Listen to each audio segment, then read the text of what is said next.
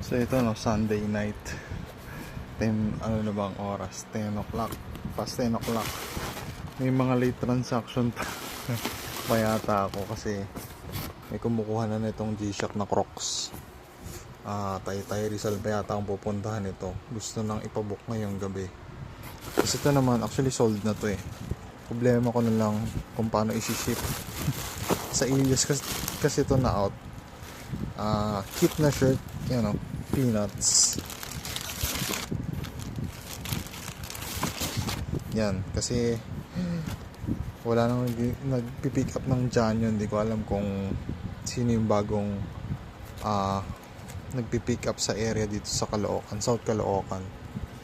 Parang a few months na rin kasi, ilang months na akong hindi nakakapag out sa Ilias.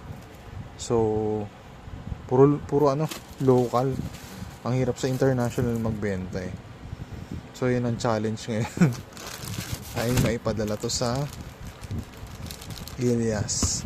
Tapos may isa pa nandun, New Balance. Hindi ko nabubuklatin, pero baka makuha bukas. Hindi ako sure kung tutuloy yung buyer or hindi.